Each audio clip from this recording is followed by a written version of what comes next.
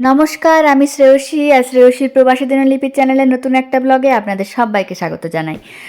Germany আসার পরে সুমন্তর বলেছিল যে জার্মানির যত ছোট বড় শহর আছে যতটা সম্ভব সব শহরগুলো একটু একটু করে দেখে নেব। তো এবারে আমরা যাচ্ছি জার্মানির ক্যাপিটাল বার্লিন শহরে। তো আমাদের ট্রেন ছাড়বে ফ্র্যাঙ্কফুর্ট থেকে। তো ট্রেনের কথাটা হাসির কথা মনে হলো, অ্যাকচুয়ালি আমাদের আইসি বুকিং ছিল ভোর 5:30টার সময় মাইন্স থেকে। আমরা যেখানে থাকি মাইন্স থেকে ফ্র্যাঙ্কফুর্ট 30-40 মিনিট সময় লাগে আর কি। তো যাই হোক, 5:30টায় আমাদের ট্রেন ছিল। তো 3-4 দিন আগে ট্রেন ক্যান্সেলেশনের একটা মেল আসলো, আমরা দৌড়ালাম ডিবিতে। তো ডিবি থেকে বললো কোনো অসুবিধা নাই, এখানে ট্রেন ক্যান্সেল হলে ওই দিনে ওই টিকিটে আপনি বার্লিন যাওয়ার যত ট্রেন আছে সারাদিনে সারা রাতে সমস্ত ট্রেন যে কোনো ট্রেনে ট্রাভেল করতে পারেন। শুনেই সুমন্ত বললো, শোন কোনো অসুবিধা নেই, অত ভোরের ট্রেনে আমি যাব না, 11:30 নাগাদ একটা ট্রেন আছে ফ্র্যাঙ্কফুর্ট থেকে, তো আমরা সেই ট্রেনে করে বার্লিন পৌঁছাবো। তো যেরকম ভাবনা সেরকমই ব্যাপার আর কি। তো যেহেতু আমাদের দেশের মধ্যে আইসিই ছিল তাই আমাদের সিট বুকিংয়ের প্রয়োজন ছিল না। আমরা ট্রেনে উঠে একটা উইন্ডো সিট দেখে দুজনে উইন্ডো সিট দেখে একদম বসে পড়লাম। আর মানে উইন্ডো সিটের যেটা মজা, প্রথম কথা আমি আমার প্রত্যেকটা ব্লগে আমি বলি এখানকার ন্যাচারাল বিউটি জাস্ট মানে অসাধারণ। আর সেই মানে সেটা তো একটা আছেই। আর ট্রেন জার্নিতে যে কোনো জায়গাতেই উইন্ডো সিট পেয়ে গেলে যতই না মানে যত দূর যাই না কেন কোনো কষ্টটা বোধ হয় না। তো আমার তো প্রাকৃতিক দৃশ্য দেখতে দেখতে অর্ধেকের বেশি টাইম চলে গেছিলো আর কি। বাইরেটা এত সুন্দর ছিল বলার নয়। তো এই ট্রেনটার আমাদের আইসিইতে যেটা হচ্ছিল আর কি, যখন আমরা যাচ্ছিলাম পুরো ট্রেনটা কত কিলোমিটার বেগে যাচ্ছিল কন্টিনিউ কিন্তু স্ক্রিনে দেখায় আর কি। তো আমরা দেখছিলাম পুরো রাস্তাটাই প্রায় 200 থেকে 300 কিলোমিটার বেগে দৌড়েছে আমাদের ট্রেনটা। আর আমাদের বার্লিন পৌঁছাতে সময় লেগেছে 6 ঘন্টা থেকে 6.5 ঘন্টা এরকম। তো আমি সুমন্তকে বলছিলাম, দেখ না বাইরেটা দেখতে কেমন যেন একটা সুইজারল্যান্ড লাগছে। সুমন্ত বলছে, হ্যাঁ জার্মানির খুব সুন্দর একটা মানে দেশ, এত সুন্দর মানে গ্রীষ্মকাল আলাদাই সুন্দর ভিউ। তো যাই হোক, ভিউ দেখতে দেখতে ঘুমিয়ে পড়েছিলাম। ঘুম থেকে উঠেই দেখলাম বার্লিন স্টেশনের যেটা আমার মুখ থেকে প্রথমেই বেরিয়েছিল, এত বড় স্টেশন, সব থেকে বড় কথা 1তলা 2তলা 3তলা 4তলা। মানে অনেকেই হয়তো দেখেছে, সত্যি কথা আমার লাইফে এটা আমি ফার্স্ট টাইম দেখছি যে এই 4-5তলা স্টেশন হয়। আমাদের ফ্র্যাঙ্কফুর্টে মানে হ্যাঁ 2তলা, মাইনজেও তাই, বাট এরকম 3-4টে ফ্লোরে স্টেশন আমি সত্যি দেখেছিলাম না।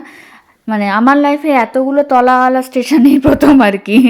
তো যাই হোক, তো আমরা বার্লিন স্টেশনে এসে ভাবলাম যে স্টেশন থেকে বাইরে একটু মানে সামনে শহরটুকু একটু ঘুরে নিই, কারণ আমরা এখানে থাকবো না, আমরা থাকবো আলেকজান্ডার প্লাস বলে একটা জায়গা, মানে যেটা অ্যাকচুয়ালি সিটি সেন্টার, ওখানেই থাকবো। আর ওখান থেকে সমস্ত ঘোরার জায়গাগুলো কাছে। তো আমরা হোস্টেল ওখানেই ভাড়া করেছি, তো ওই জন্য ভাবলাম চলো তাহলে ডিবিতে এইখান থেকে জাস্ট সামনেটা একটু ঘুরে দেখে নিয়ে তারপর আমাদের হোস্টেলের উদ্দেশ্যে যাবো। আর হোস্টেলে চেক ইনও ছিল আমাদের ওই 1:30 নাগাদ। এখানে চেকিং টাইম 1:30 না 3টে এরকম একটা কিছু। তা ওই জন্য ঠিক আছে চলো ঘুরে নিই একটু। তো বাইরে বেরিয়ে এত সুন্দর মানে আমরা যে শহরটা, মানে সত্যি খুব সুন্দর শহরটা। আর এই যে এত লোক দেখছেন, এটা কোনো মেলা না।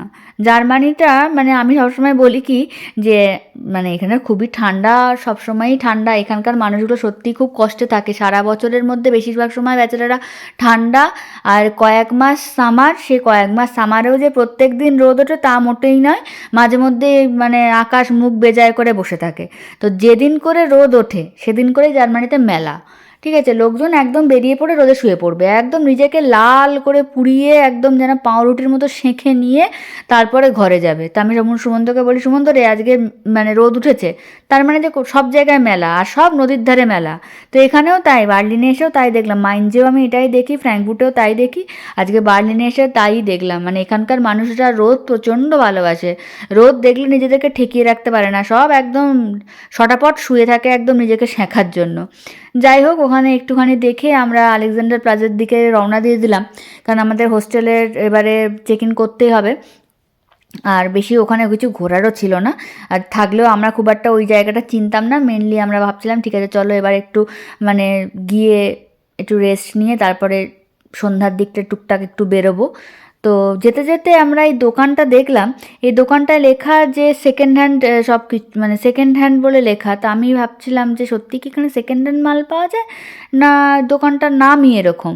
তো পরে আমরা দোকানটায় ঢুকেছিলাম, আর এখন বাইরে থেকেও দেখছিলাম যে না সত্যি জিনিসগুলো সেকেন্ড হ্যান্ড জিনিস, এবং যা মানে যেরকম দাম তার তুলনায় একটু কম কম দামে জিনিসগুলো এখানে বিক্রি হচ্ছে। তো এখানে সেকেন্ড হ্যান্ড জিনিসের এরকম দোকান আমি ফার্স্ট টাইম দেখলাম বার্লিনে, বাট মাইনজে আমি দেখেছি সেকেন্ড হ্যান্ড পাওয়া যায়। ইভেন আমি ডেকাথলনে গিয়ে পর্যন্ত দেখেছি যে হ্যাঁ সেকেন্ড হ্যান্ড শ্যুজ পাওয়া যায়। আর এখানে সেকেন্ড হ্যান্ড জিনিসটা কিন্তু মানে খুব যে খারাপ, নোংরা, ছেঁড়া এরকম কিচ্ছু না। যারা সেকেন্ড হ্যান্ড জিনিস দেন এবং যারা বেচেন তারা প্রত্যেকেই সেই জিনিস যথেষ্ট ভালো কোয়ালিটি থাকলে তবেই সেটা বিক্রি হয়। ডেকাথলনে গিয়েও আমি যে শ্যুজগুলো দেখেছিলাম, যে সেকেন্ড হ্যান্ড শ্যুজ আমি দেখেছিলাম, তো সেগুলো মানে কেউ বুঝতে পারবে না যে হ্যাঁ এটা সেকেন্ড হ্যান্ড শ্যুজ বলে।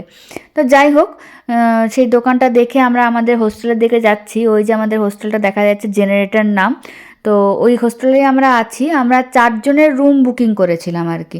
এখানে অনেক হোটেলও আছে, বাট এখানে এত সব কিছু কস্টলি না। এই যে আমাদের হোস্টেল রুমটা, এই যে ঢুকেই একটা সুন্দর আয়না, আর ঠিক তার অপোজিটে আছে ওয়াশরুম।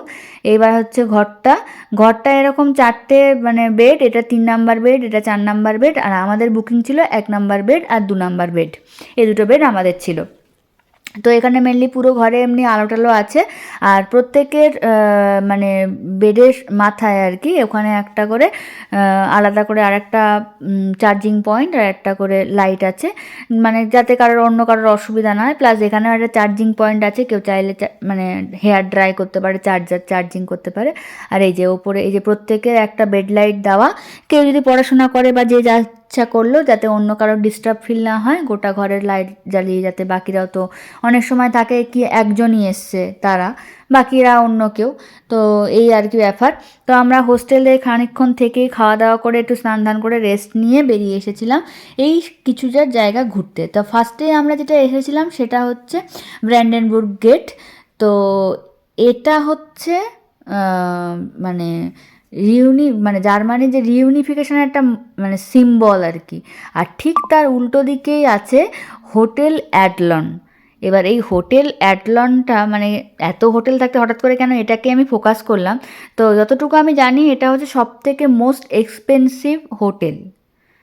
এখানে এক রাতের ভাড়াই শুনেছি নাকি অনেক বেশি, এবং এখানে মানে প্রচুর বড় যারা মানে ভিআইপি ব্যক্তি তারাই হয়তো এই মানে হোটেলটা মানে থাকতে পারেন আর কি। বা এদের যা খরচ খরচা সেটা হয়তো মানে স্বাভাবিক আমাদের মতো সাধারণ মানুষের পক্ষে হয়তো বেয়ার করাটা সম্ভব না আর কি। তো যাই হোক, এই ব্র্যান্ডেনবুর্গ গেটটা মানে এই যে পুরো স্থাপত্যটা খুবই সুন্দর। আর এটা হচ্ছে জার্মানি, যেটা বললাম রিইউনিফিকেশনের একটা সিম্বল আর কি। তো যাই হোক, এখান থেকে বেরিয়েই আমরা চলে গেছিলাম জার্মানির যে পার্লামেন্ট আর কি, সেই পার্লামেন্টটার জাস্ট দেখতে। এই পার্লামেন্টের ভেতরে আমরা বুকিং নিয়েছিলাম, মানে পার্লামেন্টের অ্যাকচুয়ালি ভেতরে ঢোকা যায়। তো এই বুকিংটা আমাদের কালকে সকালে। আমার যে নেক্সট ব্লগটা আছে সেই নেক্সট ব্লগে আমি পুরো জার্মানির ভেতরে, পার্লামেন্টের ভেতরে পুরোটা ঘুরে ঘুরে সবটা মানে ভিডিও করে আপনাদেরকে দেখাবো আর কি। মানে ফার্স্ট টাইম আমি কোনো পার্লামেন্টের ভেতরে এরকম ঢুকবো এবং ঘুরে ঘুরে ভিডিও করব। তো নেক্সট ব্লগে আপনারা অবশ্যই দেখবেন জার্মানির পার্লামেন্টটা কেমন। এটা জাস্ট আমরা বাইরে থেকে একটা ওভারভিউ, জাস্ট সন্ধ্যাবেলা ঘুরছিলাম তো বললাম ঠিক আছে চলো বাইরে থেকে একটা জিনিস ঘুরে দেখে নিই আর কি। তো এখান থেকে আগে থেকে টিকিট বুক করতে হয়, ভেতরে বুকিং নিতে হয়, অনলাইন বুক করতে হয়। তো যাই হোক, আমরা কালকে সকাল 9টায় বুকিং টাইম পেয়েছি, তো যাবো কালকে সকালবেলা। তো এই তো ঘুরতে ঘুরতে সন্ধ্যা হয়ে গেল। তো আমরা বললাম এই যে এটা হচ্ছে অ্যাকচুয়ালি আলেকজান্ডার প্লাস, এটা হচ্ছে মেন সিটি সেন্টার, আমরা ঠিক এখানেই আছি আর কি। এখান থেকে জাস্ট 2 মিনিট হাঁটা পথে আমরা আছি। তো আজকের মতো ব্লগটা এখানেই শেষ করব। আশা করছি আপনারা সবাই খুব ভালো থাকবেন, সুস্থ থাকবেন। আর আমার এই চ্যানেলটা, আমার এই ব্লগটা যদি আপনাদের ভালো লাগে তাহলে অবশ্যই একটা লাইক, একটা শেয়ার করে দেবেন। কোনো কিছু আপনাদের বলার থাকলে অবশ্যই কমেন্টস করে আমাকে জানাবেন। আর আমার চ্যানেলটাকে প্লিজ সাবস্ক্রাইব করে দেবেন। এটাই বলবো, সবাই সুস্থ থাকুন, সুস্থভাবে থাকুন, ভালোভাবে থাকুন, বাকিদেরকে সুস্থ রাখুন, ভালো রাখুন। এটাই প্রার্থনা করব। আর আজকের মতো এখানে আমার এই ব্লগটা শেষ করব। দেখা হবে পরের একটি ব্লগে। টাটা।